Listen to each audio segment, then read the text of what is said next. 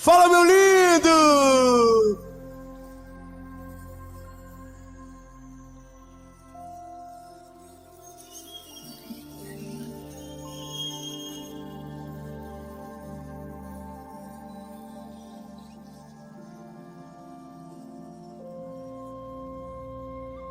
Olha,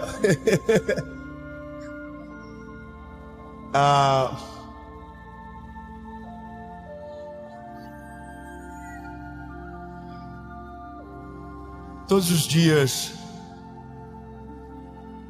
da nossa vida são dias de milagres.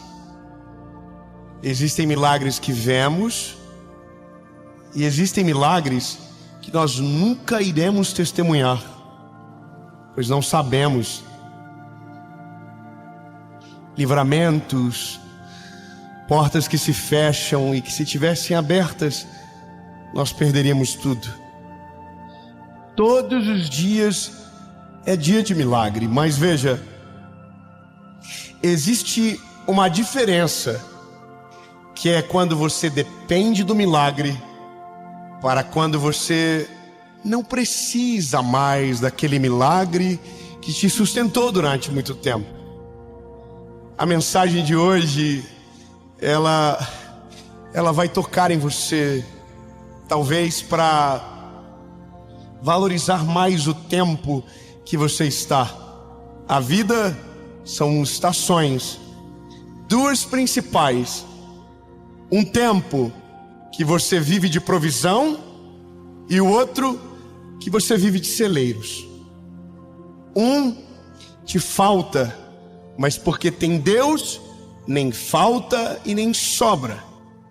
Já na colheita, no tempo dos celeiros, você tem e sobra.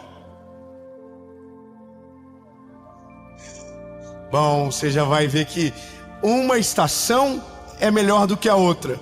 Eu sei, o lógico é quando não falta mais nada. Mas veja, vamos lá.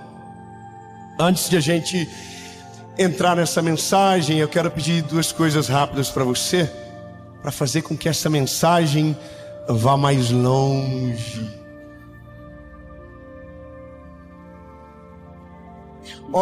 Curte o vídeo rapidinho, só apertou o joinha, top. O YouTube já entende. Nossa, vídeo bom, vou mandar para mais gente. Comenta, compartilha, se inscreve e ativa o sininho, bebê. Ei, toda a segunda-feira, 7 horas da manhã, tem uma palavra de Deus para você começar a sua semana cheio da presença dele. E quando o combustível estiver quase acabando, chegou outra segunda-feira de novo. Amém? Vamos para a mensagem.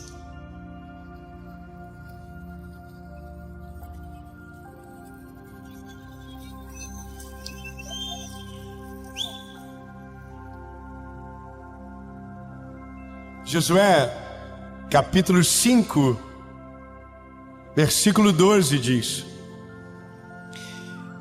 e o maná, na manhã após eles terem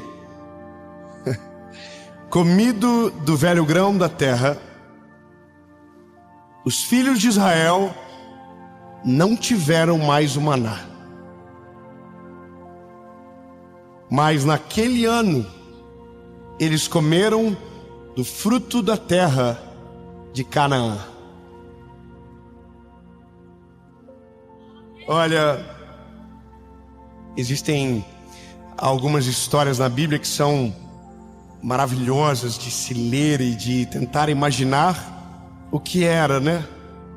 A Bíblia diz que um homem chamado Moisés foi usado por Deus para libertar um povo que era escravo. Esse povo era escravo no Egito e havia então agora uma liberdade pela frente. A Bíblia diz que o trajeto, se estima, que a viagem seria de 14 dias, mas eles demoraram 40 anos. Só que durante esse tempo, a Bíblia diz que Deus nunca os abandonou. Eu vou falar de novo para você. Eles eram desobedientes, eles eram teimosos, eles eram ingratos, porém Deus nunca os abandonou. A Bíblia diz que havia coluna de fogo à noite, havia nuvem de fumaça para fazer sombra durante o dia, a água saiu da rocha, o mar se abriu, as codornizes cansaram e caíram em cima do arraial, que reclamavam porque estavam enjoados do maná. E o maná era a comida que Deus mandava para o povo no Egito todos os dias. Todos os dias, quando era cedo, aquele maná caía do céu. E aquele era o alimento do povo. Só que tinha um detalhe: o maná do dia se comia no dia, e você não poderia guardar para o outro dia. Então imagina a cena: durante 40 anos, o povo saía da tenda e o maná estava no chão. Todos os dias, durante 40 anos, o povo olhava para o céu, esperando o alimento cair do céu. E durante 40 anos, não falhou um dia. Todos os dias, sendo o povo desobediente, arrependido, servo, rebelde, o maná caía. Porque uma coisa não tem nada a ver com a outra. Você deixa de ser fiel, ele permanece fiel. Ele é justo, poderoso, maravilhoso. E aqui é o começo da vitória. Porque a geração que caminhou no deserto, apenas os filhos dela entraram. Ou seja, eles nasceram e os pais falavam para eles: pode ficar tranquilo, amanhã o maná vai cair de novo.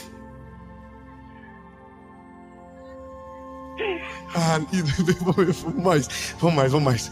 Aí o filhinho dormia, acordava de manhã e dizia: papai, já caiu? Aí ele dizia: vamos ver, vamos lá fora. E aí eles saíam para fora e o maná estava lá esperando. Todos os dias, 40 anos comendo das delícias do Senhor. Só que um belo dia, a Bíblia diz que eles chegaram na terra prometida. E no dia que eles chegaram, o maná não caiu mais. Eu sou pequeno, sou só um garoto. E eu não sei você, mas eu, nesse dia, por mais sendo um dia feliz, haveriam lágrimas nos meus olhos. Porque durante 40 anos, a comida caía do céu. Durante 40 anos eu tinha certeza que Deus estava com a gente. Durante 40 anos, todo dia tinha um milagre novo para contar. Durante os dias mais difíceis, eu sabia todos os dias que o Senhor nunca havia me desamparado. Porque o maná caía do céu.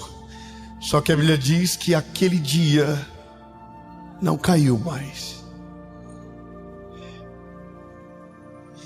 Vai chegar um dia que você vai ter saudade dos dias difíceis, mas não estarão conectados aos dias difíceis, mas estarão conectados com a dependência que você tinha dele.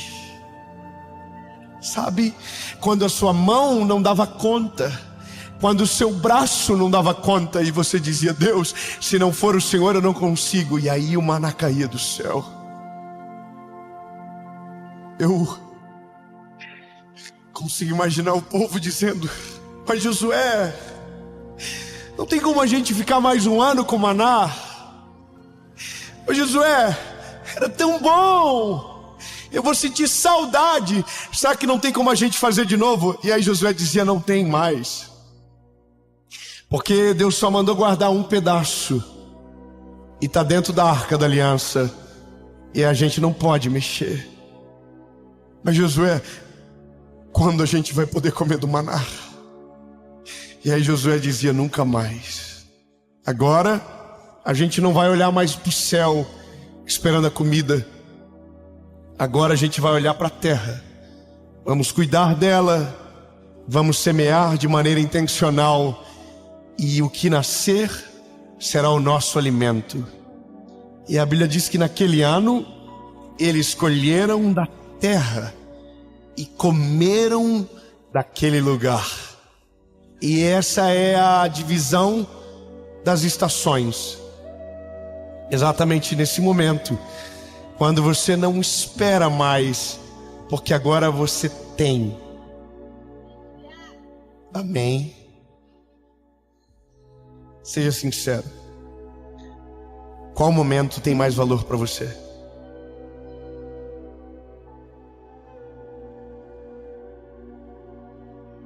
Eu sei que é difícil, mas pense bem. O que é melhor? O tempo da provisão ou o tempo dos celeiros? Diga.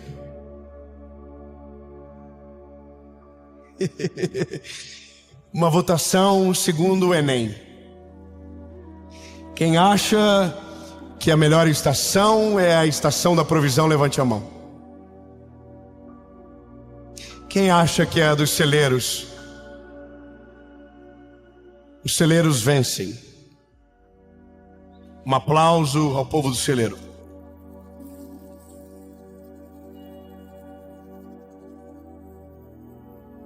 Agora eu vou melhorar a pergunta. Em qual estação a sua vida com Deus é mais vibrante? No celeiro ou na provisão? Votemos novamente. Quem acha que é no celeiro, levante as mãos. Quem acha que é na provisão, levante as mãos. Provisão vence.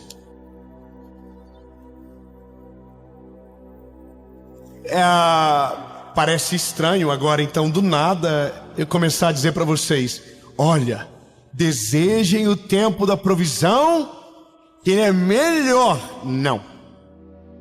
Porque uma coisa não tem nada a ver com a outra. O melhor tempo, sem dúvidas, é o do celeiro. Mas para o nosso relacionamento com Deus, sem dúvida, é o da provisão. Porque na provisão, nós não esquecemos dele.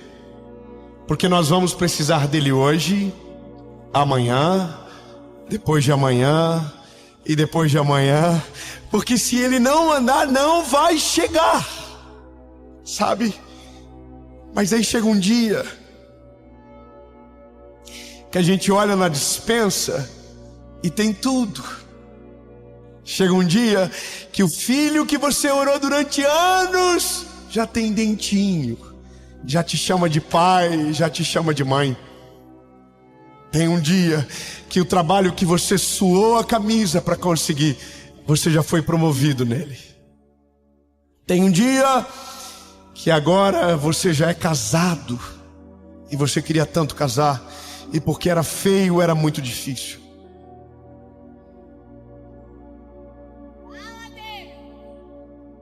Bom, chega um dia que tudo que você pediu, agora você tem. Só que nesse dia, a gente começa a ficar perigoso. Porque a gente começa a tratar o extraordinário como comum. Sabe? É nesse dia que a gente não precisa mais orar para que a comida chegue, porque ela já chegou e está sobrando. É o dia que você não olha mais para a bomba de combustível para ver o valor que é a gasolina. E aí você pensa que não precisa mais dele. Não é sobre desejar a provisão, é sobre não perder o coração quando chegar no dia dos celeiros fartos. Sabe, hoje minha esposa mandou um vídeo da minha menina, da minha filha Serena. E ela estava fazendo um bolinho em formato de coração. E ela fez com a mãozinha assim para a câmera. E eu fiquei pensando. Um dia eu dobrei meus joelhos e eu dizia: Jesus, eu queria tanto uma garotinha, Jesus. Toda vez que eu vou nos lugares e uma menininha muito bonitinha aparece, eu fico encantado, Jesus. Eu queria tanto saber o que a Paula sente em ser amado pelos meninos. Jesus não é justo. Bom, e hoje ela já tem 2 anos, sabe? E eu não posso me esquecer dos dias que chorava.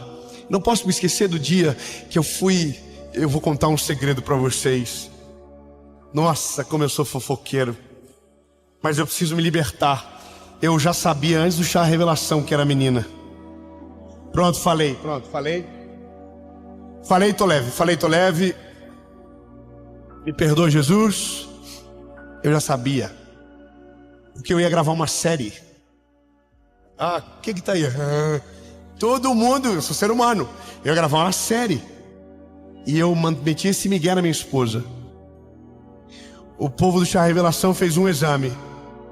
A gente fez outro. O povo frustrado comigo. É verdade.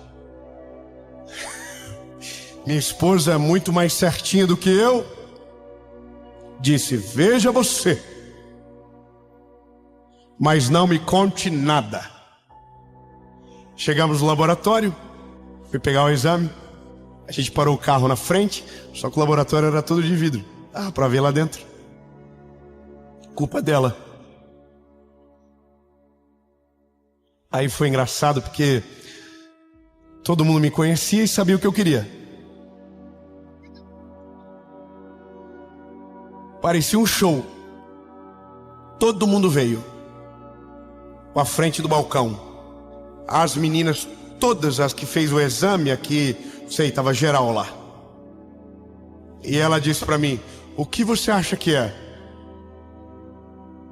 Uma menina. Só que, irmão, a gente sabe que não é assim, né? Deus já havia falado comigo que era uma menina, mas até a gente vê, até às vezes pegar no cacete. Nossa, quase morre. Aí eu peguei o exame, eu e o Leão, Fabri. Aí, irmão, quando eu li feminino, Senhor do céu, eu fiquei branco, amarelo, cor de rosa, e comecei a chorar. Sentei, irmão, na poltrona do negócio, as meninas vieram tudo me abraçar e a minha esposa lá dentro assim, ó.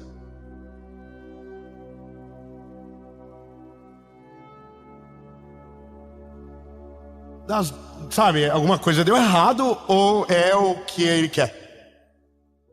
Só que o meu choro de alegria é diferente do meu choro de tristeza. Então, irmão, eu abraçava todo mundo. E as meninas tudo, ai, que lindo, chorando. E aí eu saio pra fora. Minha esposa olha pra mim e eu digo: tu não perguntou, tu não quer saber, mas eu sou obrigado a falar pra alguém. A Serena tá chegando. Irmão, ela vai ficar bolada comigo porque eu falei o segredo nosso. Eu não aguentei, sou fofoqueiro mesmo. Não devia falar pra mim, eu soube. Aí, irmão, com vergonha agora de vocês, tudo olhando com julgamento. Hoje ela tem 2 anos e eu não posso me esquecer disso, sabe? Que teve um dia que eu orei. Eu me lembro do João, eu me lembro do primeiro carro que eu sonhava, eu me lembro de tudo. E sabe, algumas coisas são interessantes. O primeiro carro que eu sonhei não se compara com o carro que eu tenho hoje. Eu amo carro. E eu nunca vou falar qual é para ninguém ficar fazendo conta. Muito invejoso. Não aqui não tem nenhum. Mas sabe qual que é o carro que mais me deu alegria? Não foi o último. Foi o primeiro que eu sonhei. Era um Sandero que tinha ar, direção e vidro elétrico. Parece bobo, mas eu ia para a janela com a minha esposa da rádio que eu trabalhava. E eu dizia, olha lá, é nosso. Jesus deu pra gente. A gente ia pra casa. Irmão, eu andei a vida toda com carro. Ou ele tinha direção ou tinha vidro elétrico. Nunca os dois juntos. Ar-condicionado, o meu era ventoinha. Que eu ligava e dizia, olha aqui, por 15 minutos vai ser ar-condicionado. Depois eu abro a janela. Mas entrava dentro do carro. E a gente chorava de alegria. A gente agradecia a Jesus porque era tão gostoso andar de vidrinho fechado durante o trajeto todo. Porque as coisas que têm mais valor são aquelas que representam mais sacrifício. Sabe? Aquelas que têm significado real. E isso é o valor de tudo na vida. O seu coração não pode se perder quando os celeiros estiverem cheios. Lembre de tudo do começo. Lembre de quando o que você vive era uma oração e hoje você pega no colo. Lembra de tudo o que você orou e que hoje sobra na prateleira. Lembra de tudo, porque é possível viver na safra dos celeiros cheios sem perder a dependência do coração que vivia na provisão. Sabe? Se antes você voltava todo dia para pedir, faça pelo menos o contrário. Volte todo dia para agradecer tudo aquilo que Ele está fazendo.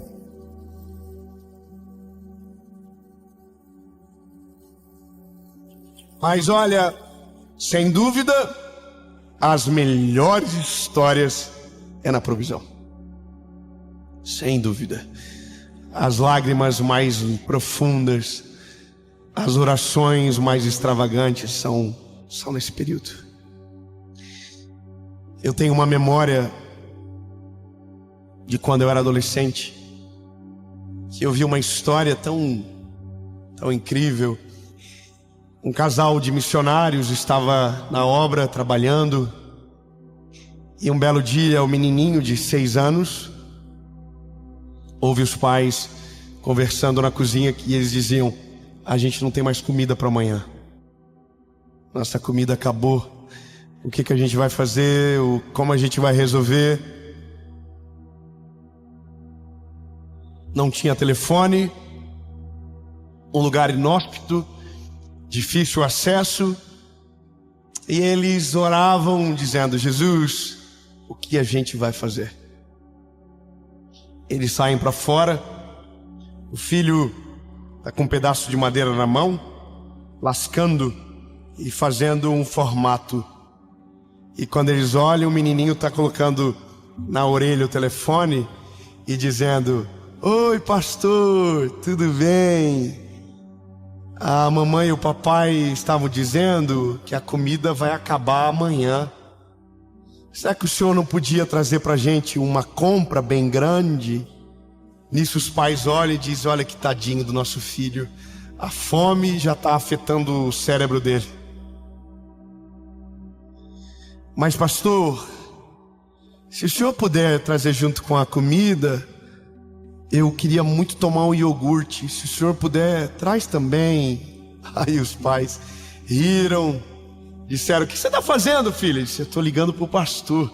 Tchau, pastor, fica com Deus. Desligou o telefone. Era madeira. E bom, você já imagina como a história termina. No outro dia, o pastor estava na porta da casa com um monte de sacola na mão. Irmão, acredite se você quiser, Só sei que eu me movi debaixo dessa palavra durante muitos anos e vi o Senhor fazer coisas inimagináveis por depender dele de verdade. Pastor, com a mão cheia de sacolas, falou: vim trazer comida para vocês.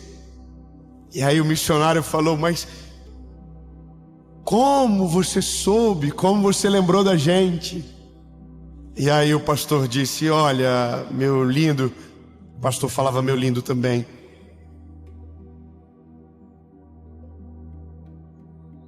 Segundo a minha versão, ele falou isso. Aí o pastor disse: olha, eu quero te pedir um favor. Da próxima vez, me liga o senhor. Fica chato mandar os filhos ligarem. Aí ele falou: mas pastor, a gente não tem telefone em casa. Aí o filho disse: eu tenho, pai. Calma. Aí o pastor falou assim: foi você que me ligou? Ele falou: foi. Ele falou: eu trouxe iogurte para você.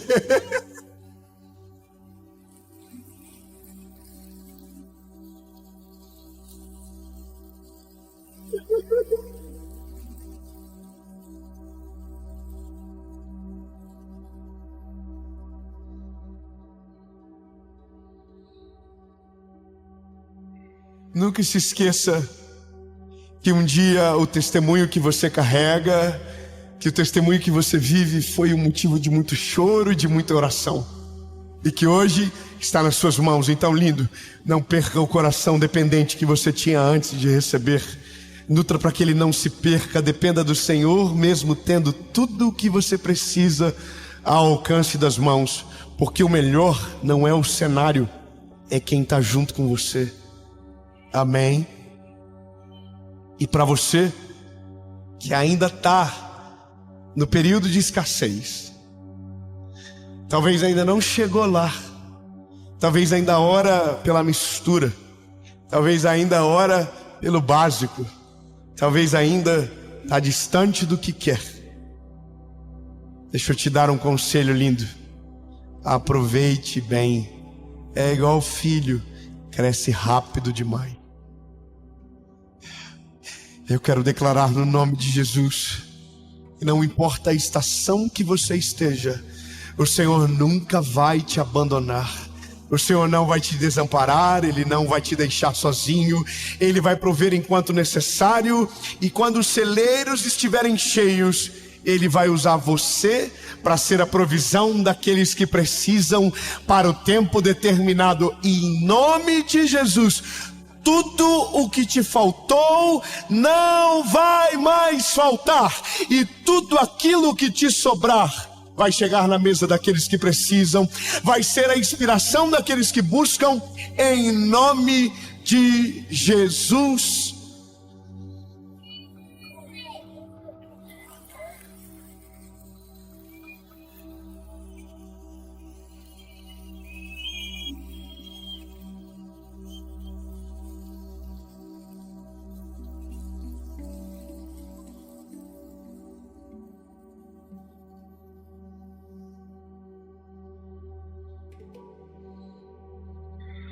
Jesus, Tu és a razão, Tu és o motivo, e não importa as estações, o Senhor precisa estar conosco.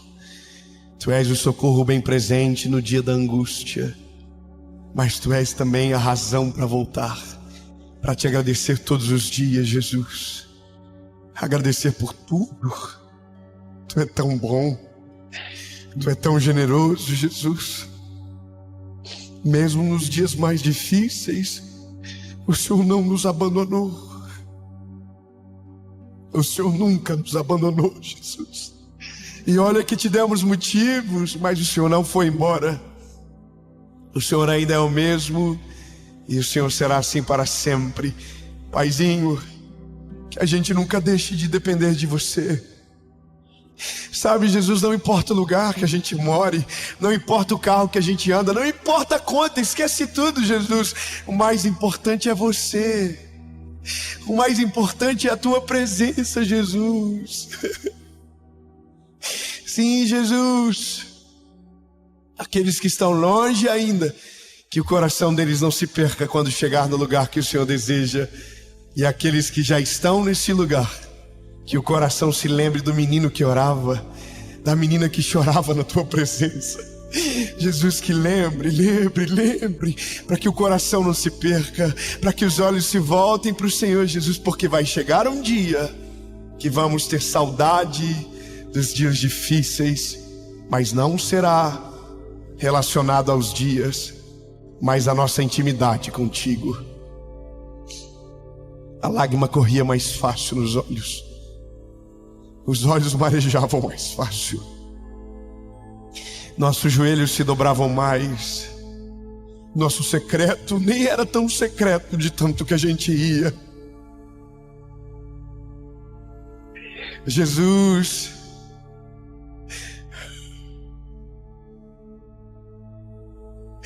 não é sobre os 10 milhões, Senhor, não é sobre números, é sobre você, Jesus. Não importa, Jesus, o quão longe as coisas vão, o quão longe cheguem, nós sempre dependeremos de Ti, Jesus. Eu vou depender de Ti para sempre, Jesus. Eu sou o Teu menino que cresceu, que já anda com as pernas, que já sabe falar. Mas o Senhor não vai me perder da sua casa. Eu não vou embora, Jesus. Eu ainda vou te perguntar as coisas básicas. Eu ainda quero a tua opinião sobre tudo. Eu ainda quero e vou querer para sempre, Jesus. E essa é a oração mais sincera da minha alma.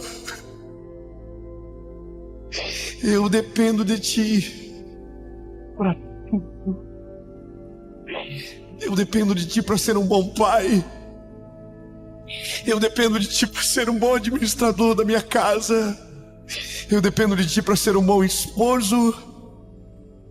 Eu dependo de Ti para ser um homem de Deus, Pai. Porque Tu és o Deus do homem, Tu és o meu Deus, Jesus. Então, príncipe, a gente não precisa da provisão, a gente só precisa de Você. Em nome de Jesus.